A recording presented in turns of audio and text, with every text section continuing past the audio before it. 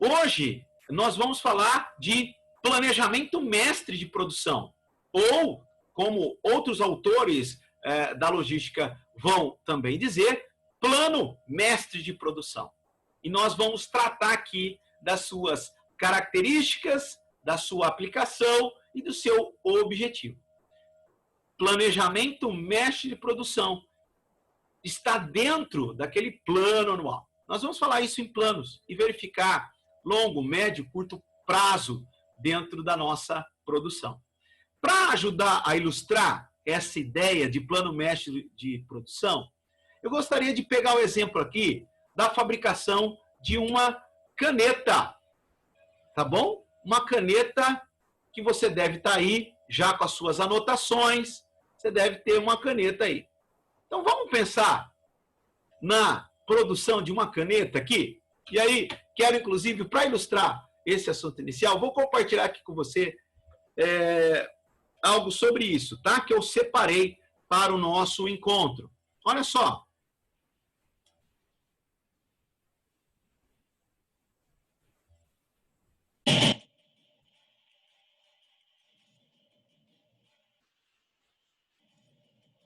Vamos começar pelo corpo da caneta. Ele é feito de um plástico que chama poliestireno. Na maioria das canetas ele vai ser transparente, então olhando assim parece vidro. E esse material vem em pellets. É um formato que parece uma ração de cachorro. É produzido aqui em Manaus mesmo. Os pellets vão chegar lá por cima da fábrica numa tubulação. Eles são movidos por vácuo, são puxados por esse aspirador aqui. Depois eles vão entrar numa rosca. Na rosca eles vão sendo comprimidos e ao mesmo tempo esquentados, até chegar a 210 graus Celsius, que é uma temperatura bem parecida com o que a gente usa na impressora 3D. No final, um êmbolo vai empurrar esse plástico, que já está mole, para dentro de um molde. O molde é a forma da caneta. É a parte mais importante, é o coração da coisa aqui. Esse molde tem 32 buraquinhos onde o plástico vai ser injetado. Ele fica um tempo lá dentro para se conformar, para pegar o formato do corpo da caneta. E depois é injetada água fria para poder esfriar rápido. Tudo isso dura só 12 segundos. E no final a gente já consegue ver aqui o corpo da caneta saindo quentinho. O molde é uma peça tão importante, tão cara, que no corpo da caneta já vem marcada a máquina que fez e qual furinho que a caneta entrou. Quer dizer, se der algum problema, você consegue saber exatamente em que ponto da fábrica que aquilo está acontecendo. A gente conseguiu aqui uma rosca da máquina injetora. Essa rosca está em manutenção, a gente consegue ver melhor. Ó, aqui o plástico entra, né? É a alimentação. Você pode perceber que o espaço que ele tem é bem grande, né? Tá bem fundo esse suco. Depois, nesse ponto, o plástico começa a derreter. Ele vai ficar bem pastoso. E aqui ele começa a ser comprimido. Você pode perceber que os rasgos eles são bem mais rasos. Quer dizer que o plástico vai ficar muito apertado. Essa ponta esquisitona serve para dar homogeneidade. Por exemplo, quando o plástico entra junto com o corante, é aqui que os dois vão se misturar e virar uma cor única. Detalhe que essa peça é feita de aço maciço. Vamos ver se é fácil de levantar.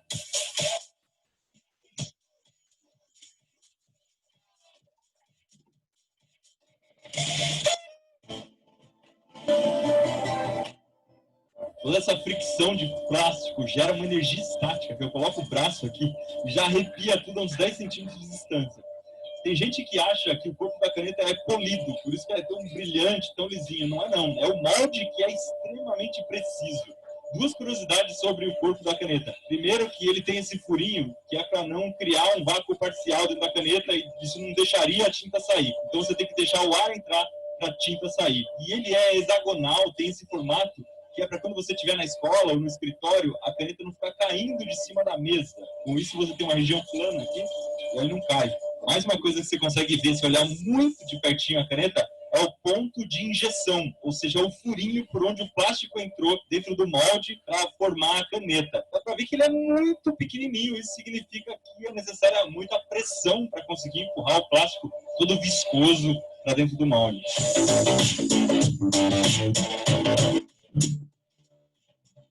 Para a caneta colorida, o processo é praticamente o mesmo, mas eles têm que colocar corante.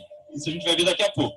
A tampa da caneta é feita de outro plástico, de polipropileno. Ele é bem mais opaco e também muito mais flexível. Isso é importante para que você possa encaixar a tampa da caneta no corpo dela e a tampa dar uma abraçada na caneta. Fica muito mais difícil de sair. A matéria-prima principal é branca E para colocar cor, eles usam esse pellet colorido aqui, que é um corante sólido. Tudo isso vai misturado num equipamento chamado panelão.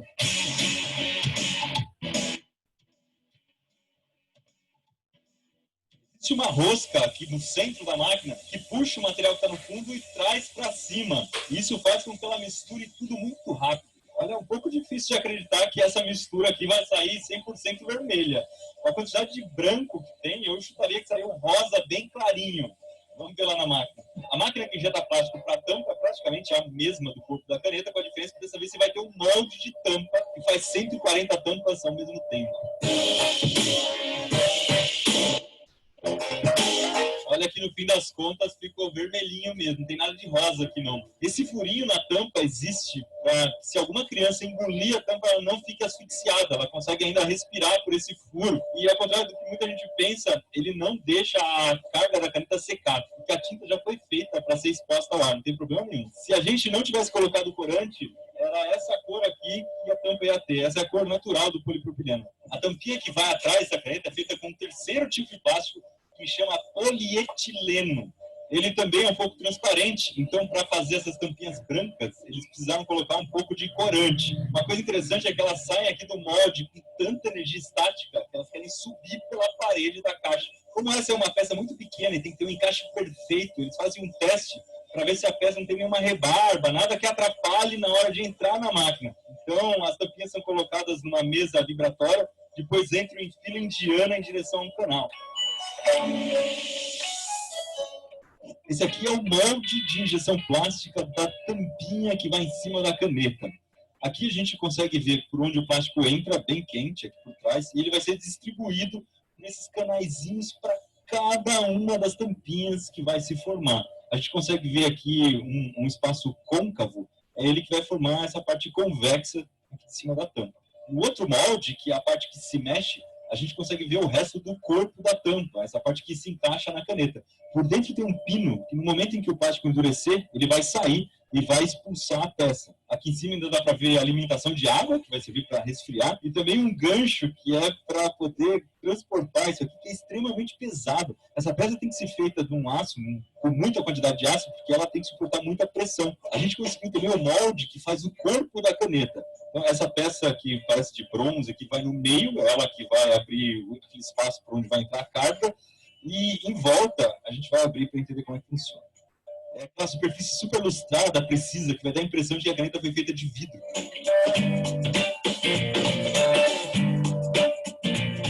É lógico que essa peça não trabalha sozinha, ela vai dentro desse suporte gigantesco que a gente acabou de ver, e tá todo mundo atrás da câmera aqui olhando para mim com cara de desespero. Se eu derrubar isso aqui no chão e riscar, a gente perde o molde.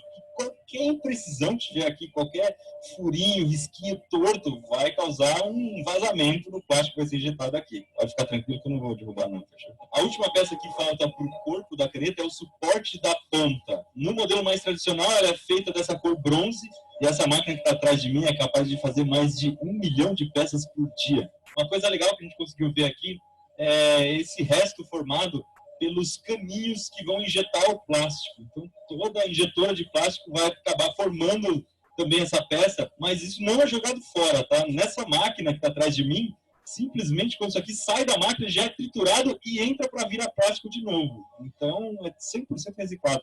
A carga da caneta vai ser feita de um jeito um pouco diferente. O polipropileno vai ser sugado a vácuo, depois ele vem para cá para ser esquentado, e uma rosca, igual aquela que a gente já viu, vai empurrar a massa plástica para frente. A diferença é que aqui na ponta, em vez de ter o molde, a gente vai ter uma extrusora, que é uma máquina que funciona mais ou menos como aquela de fazer macarrão ou aquela de fazer tijolo, que a gente já mostrou. O plástico é puxado para fora, formando um caninho. Logo em seguida, enquanto ele ainda está quente, ele passa por uma câmara de vácuo. Se você olhar aqui, você vai ver que a gente vai ter menos 0,1 bar, mais ou menos, que é uma pressão negativa. Isso faz com que o caninho se expanda um pouco. Quanto mais vácuo tiver aqui, maior ele vai ser. Em seguida, ele precisa ser resfriado. Então, existe aqui uma espécie de uma piscina de uns 10 metros de comprimento, onde esse caninho vai resfriar. No final, quando o plástico já endureceu, o diâmetro do caninho é medido a laser. E é lógico que eles vão fazer uma caneta de 10 metros de comprimento. Então, no final do processo, esse caninho precisa ser cortado. Isso é feito com uma faca giratória. Esse tambor aqui embaixo de mim tem simplesmente 200 quilos de tinta de caneta. A fórmula dela é secreta e a tinta é importada. Já chega pronta nesse barril aqui. E eu sei que não teria graça nenhuma se eu não colocasse a mão nessa delícia de tinta.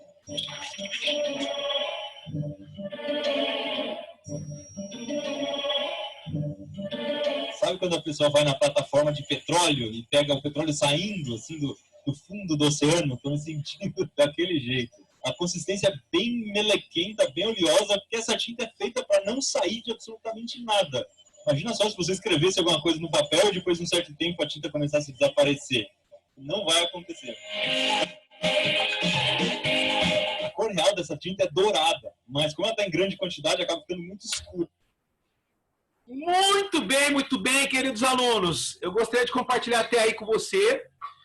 E eu quero agora chamar a sua atenção para o plano mestre de produção. Né? Então, quero chamar a sua atenção ao plano mestre de produção. E para isso, inclusive, nós vamos, inclusive, nos lembrar aqui de alguns conceitos que nós já trabalhamos. Olha só. Primeiro, tudo começa com planos.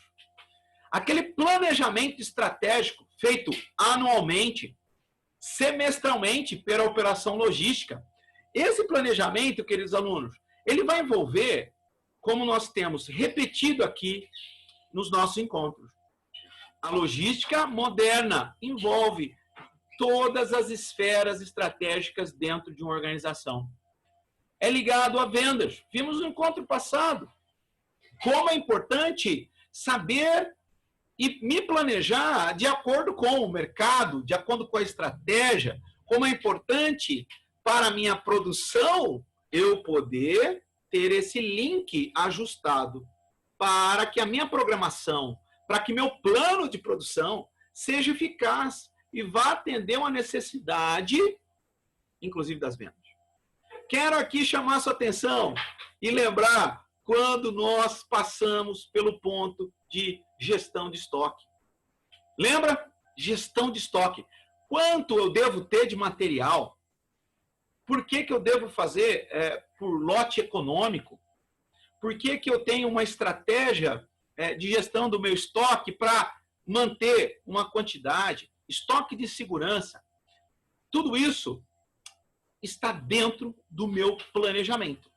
É claro, meu planejamento estratégico, meu plano de produção, ele é de longo prazo. Então, meu plano de produção, ele é de longo prazo. Nós podemos aí dizer, né? Faz parte de um planejamento estratégico. Por isso que o seu objetivo envolve, sobretudo, a questão da previsão de vendas em longo prazo, a previsão de capacidade. E aqui nos recordamos que na operação logística nós temos gestão de demanda e como a gestão da demanda é importante para o meu plano de produção. Meu plano de produção, então, ele é estratégico. Ele é de longo prazo. Ele vai ser elaborado com outras esferas dentro da minha organização, para que a operação logística seja eficaz e eficiente.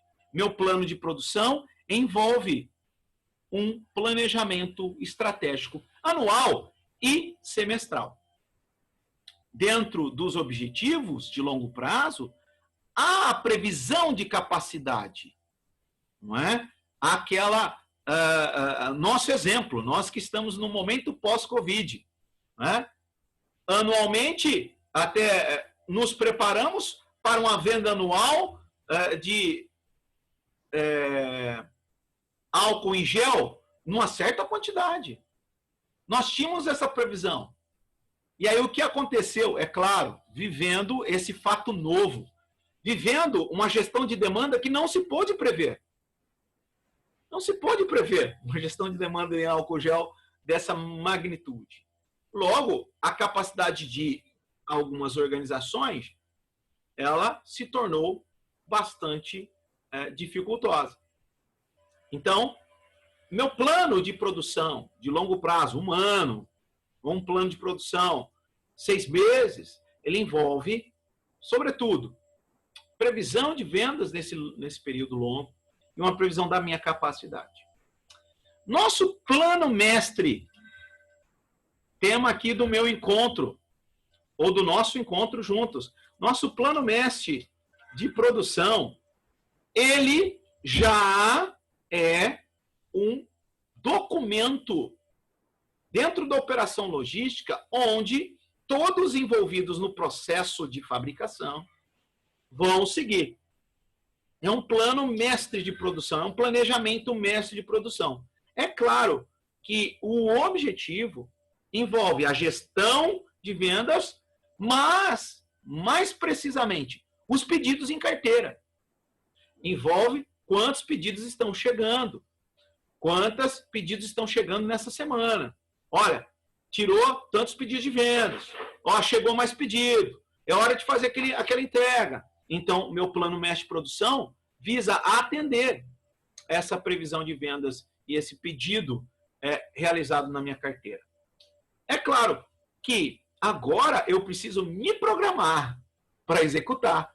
Agora eu terei uma programação da minha produção.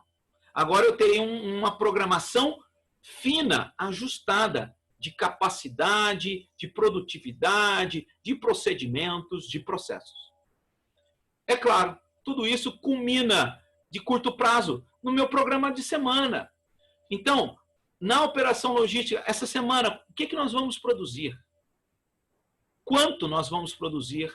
Quais são os processos envolvidos?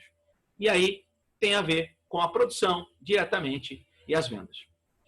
Podemos, então, como o nosso destaque nesse encontro, plano mestre de produção, planejamento de produção, eu encontro 1. Verificar que dentro do plano mestre de produção, que acontece de médio prazo, nós vamos verificar que nós temos um plano de produção a seguir anualmente, semestralmente. Esse plano de produção remete a um plano mestre de produção, onde, em curto prazo, nós vamos ter a produção diária, inclusive, e há de se analisar a viabilidade da execução. Por quê? Porque eu posso ter reprogramações. O plano mestre de produção, ele é e deve ser flexível em relação à demanda. Inclusive, veremos adiante como é importante tempo e demanda para uma boa elaboração de um planejamento mestre de produção. Como diferencial do plano de produção, que é esse plano anual, que é feito todos os setores, que eu olho para trás, que eu vejo tudo a respeito da minha demanda, eu vejo o meu histórico, que eu vou traçar essas metas para o meu ano. 3 pontos principais que trazem uma característica individual do plano mestre de produção. Primeira, o plano mestre de produção, ele tem o seu objetivo traçado em relação à operação da produção. Eu estou querendo agora falar sobre a execução. Eu não estou mais no campo somente dos dados e do plano em relação à família dos produtos, a quantidade de vendas que nós vamos fazer. Mas agora eu estou pensando como que eu vou fazer cada coisa. Como que eu vou direcionar cada coisa. Segunda característica importante, né? Então, eu gosto de pensar que o plano mestre de produção, ele diz como se executa, mas também ele vai pensar em curto prazo. O PMP é feito geralmente por semanas, né? É claro, dentro de uma perspectiva, de uma característica individual da empresa, pode ser feito até por meses, né? Mas eu vou ali, ó, pensar, semana por semana, como eu vou conduzindo a minha execução. Então, eu gosto de pensar que o plano mestre de produção, ele primeiro me diz como executar, e depois ele me diz qual vai ser a cadência, como eu vou cadenciar essa minha produção. É o plano mestre de produção, é o planejamento mestre de produção que vai me responder isso. E por fim, terceiro ponto, é que dentro desse processo, trazendo a realidade da logística moderna, todas as áreas que têm contato direto com a manufatura, manutenção de máquinas, operação de máquinas, os insumos, os materiais, os fornecimentos, o fornecedor, estão envolvidas. É nesse momento que nós temos um afunilamento do contato e das operações. Manutenção, os profissionais, as pessoas da operação, a fabricação, o fornecimento, o fornecedor. Tudo isso faz com que o plano mestre de produção tenha essa característica individualizada. Tenha esse tempo, inclusive, individualizado. Então, queridos alunos, vamos pensar um pouquinho nisso que nós estamos tratando, né? Quero aqui voltar com vocês no exemplo da nossa caneta, né? Então, vamos imaginar, né, na fabricação da caneta aqui, né, eu tenho uma caneta aqui, né? Mas quantas canetas foram programadas para serem vendidas em um ano, né? Quantas será? Essa aqui, inclusive, é uma caneta azul. Mas observe, nessa caneta azul, para que eu tenha uma caneta azul, quantas peças eu tenho? Eu tenho o corpo, e usei a caneta aqui por ser mais simples de visualizar pedagogicamente. Eu vou ter o corpo, eu vou ter essa pontinha de metal, onde vai aí a esfera, eu vou ter o caninho, onde vai a tinta, eu vou ter a tampinha de cima, a tampinha plástica, e cadê minha tampa aqui? Que é o próximo aqui, e eu tenho a tampa. Eu tenho a tampa aqui, a tampinha. Então, para fazer uma caneta, quantas peças eu preciso? Eu preciso de uma tampa, um corpo, uma tampa aqui no fundo e uma ponta, além da tinta. Então, quantos processos eu tenho para fazer essa caneta? Ó, eu tenho tinta, tampa de cima, tampa aqui e ponta, além do corpo. Perceberam que eu tenho, para uma caneta, vários processos? E pensando, inclusive, nessa ideia, o plano mestre de produção, ele vai fazer, inclusive, a seguinte associação. Essa tampa é feita de que material? Qual é o material dessa tampa? Qual é o material dessa outra tampa? Qual é o material do corpo? A tinta. Nós pudemos ver aí no vídeo para apoio aqui do nosso encontro, que inclusive a tinta, perceberam que ela é importada. Então a tinta vem pronta. Meu plano mestre de produção pressupõe essa importação. Dentro do meu plano mestre de produção, eu tenho que prever essa importação, eu tenho que prever esse insumo.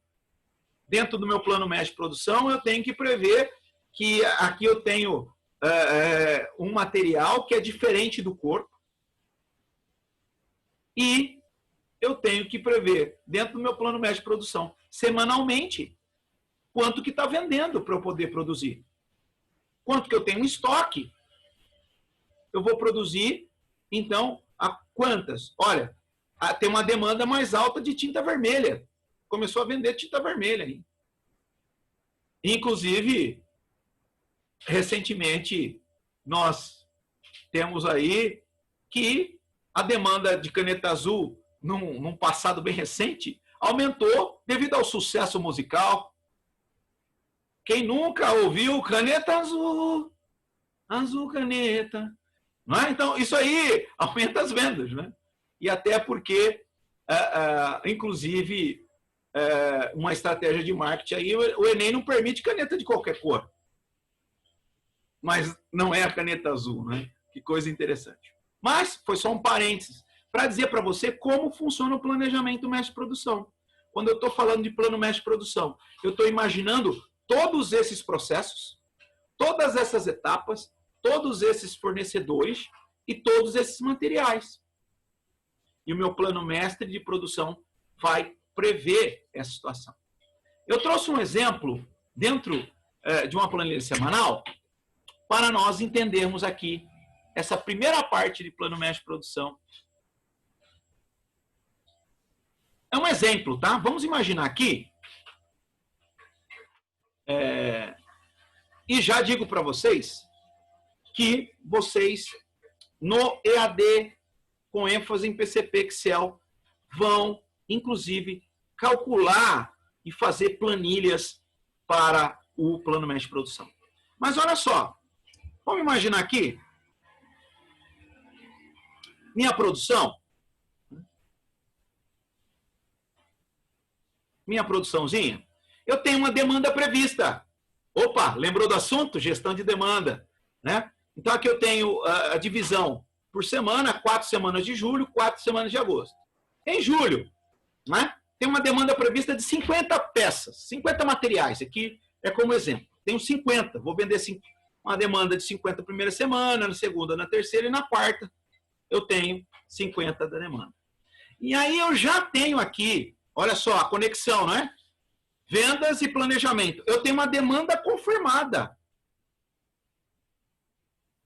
Eu tenho uma demanda confirmada. Opa! Que beleza! Confirmou 55 aqui na primeira semana, 40 na segunda semana, 10 na terceira, 5 na quarta semana de julho. Em agosto, eu não tenho ainda confirmação. Olha que coisa interessante. Quanto mais longe for o tempo no plano mestre de produção, mais difícil de confirmar demanda. É um escalonamento tradicional. E aqui eu tenho o recebimento programado. Opa, tirou o pedido aqui, ó. 100 peças na primeira semana. Quantas peças eu vou produzir? Qual será o meu plano mestre de produção? Calma. Primeiro eu dou uma olhada no estoque. E eu tenho um estoque projetado de 5 peças. 5 peças. Meu estoque projetado. Então, quanto que eu vou produzir? Pensando no lote econômico, aqui a gente está imaginando que nós estamos pensando no lote econômico de compras. Compensa a produção de 100 peças na segunda semana. Por quê?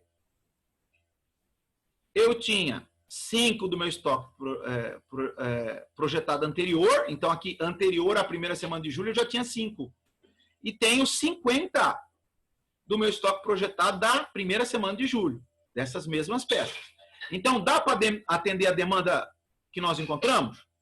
Dá. 5 mais 50, 55 eu atendo essa demanda. Então, eu vou produzir na segunda semana 100 peças. Por quê? Porque produzindo as 100 peças, eu já sei que eu tenho uma demanda prevista de 50 e tenho uma demanda confirmada de 40. Meu estoque projetado de 100 peças. Produzo 100 peças na segunda demanda.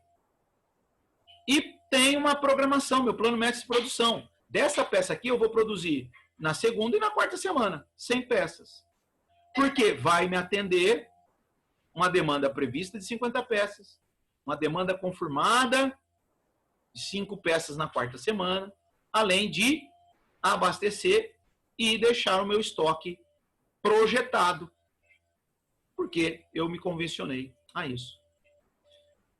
E assim, eu tenho meu plano mestre de produção com base na demanda prevista, na demanda confirmada ou a se confirmar, e no meu estoque projetado para essa quantidade de peças. Evidentemente, conforme for entregando os pedidos, vai baixando o meu estoque. Não é? Eu vou tendo aqui um estoque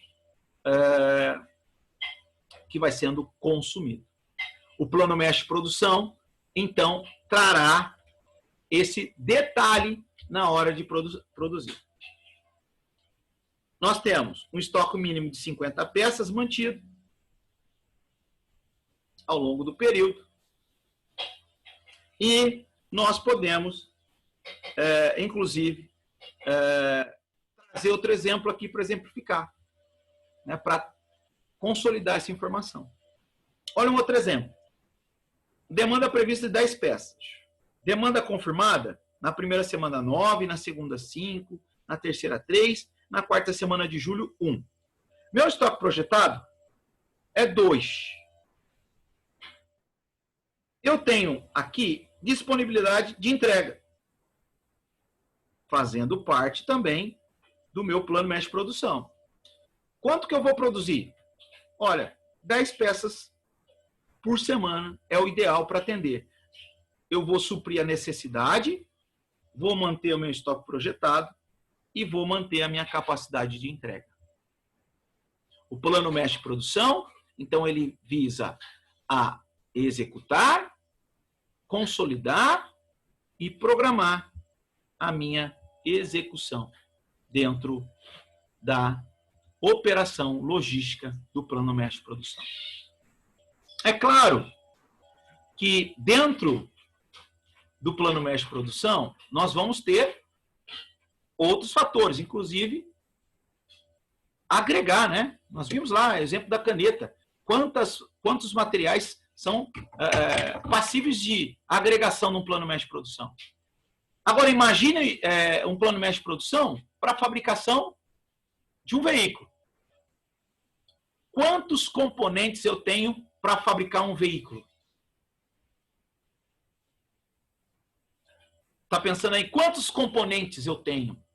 Como que eu vou, então, imaginar o meu plano mestre de produção? Com base nos dados. Então, muitas vezes, para fazer um veículo, eu vou ter lá, só para construir um, vou precisar de 400 peças de um equipamento, 15 de outro, 10 de outro, 4 de outro equipamento, 4 de outro. Vou precisar, muitas vezes, na minha planta da indústria, eu termino a fabricação, eu dependo de uma industrialização de um outro processo. Então, tudo isso vai estar no meu plano mestre de produção. Ó, nessa semana, vamos fazer isso. Ó, vamos, daqui 2 semanas, isso. Ó, nessa semana, isso. E tudo isso com informação de demanda, que é extremamente relevante para o PMP, e de venda. Se eu não tiver esse controle, eu vou ficar produzindo lá, evidentemente, sem um objetivo. É claro que dentro do plano mestre de produção, veremos que, inclusive, com a baixa em vendas, uma demanda escassa, eu posso trabalhar meu plano mestre de produção para manter um estoque de longo prazo, diminuir, alinhar uma máquina para fazer determinada situação. Então, o PMP, ele me revela essa execução, que, inclusive, tem 2 eixos importantes, demanda, tempo consolidado com as vendas. No nosso próximo encontro, eu ainda vou falar de plano mestre de produção. Na segunda parte, agora detalhando o plano agregado e tudo que envolve o plano mestre de produção.